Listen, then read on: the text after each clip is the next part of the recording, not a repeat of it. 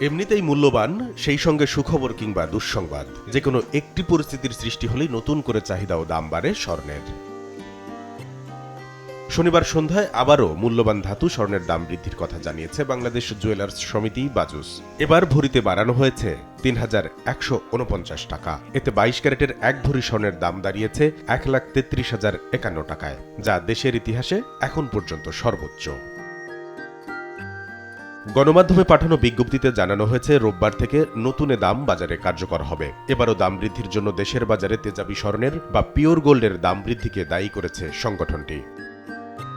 নতুন মূল্য তালিকায় ২১ ক্যারেটের ১ ভরি স্বর্ণ কিনতে গুনতে হবে ১,২৬,৯৯৮ টাকা। ১৮ ক্যারেটের প্রতি ভরি ১,০৮,৮৬০ টাকা এবং সনাতন পদ্ধতির প্রতি ভরি স্বর্ণের দাম পড়বে ৮৯,২১৮ টাকা।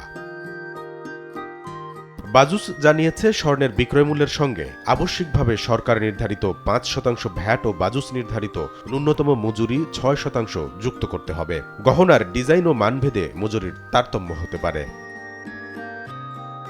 এর আগে সবশেষ গত ১৪ সেপ্টেম্বর দেশের বাজারে স্বর্ণের দাম সমন্বয় করেছিল বাজুস। সে সময় ভরিতে ৩,৫৮১ টাকা বাড়িয়ে ২২ ক্যারেটের ১ ভরি স্বর্ণের দাম ১,২৯,৯০২ টাকা নির্ধারণ করেছিল সংগঠনটি। এদিকে বিশ্ববাজারে লাফিয়ে লাফিয়ে বাড়ছে স্বর্ণের দাম। এতে শনিবার ইতিহাসে প্রথমবারের মতো ১ আউন্স স্বর্ণের দাম $২,৬০০ ছাড়িয়ে যায়। এদিন স্পট মার্কেটে প্রতি আউন্স স্বর্ণের দাম $৩৪.৯৫ বা ১.৩৫% বাড়ে। সংশ্লিষ্টরা বলছেন, ফেডারেল রিজার্ভ সুদের হার কমানোতে বিশ্বে বাড়ছে স্বর্ণ কেনার প্রবণতা। কামরুল হাসান সবুজ, সময় সংবাদ, ঢাকা।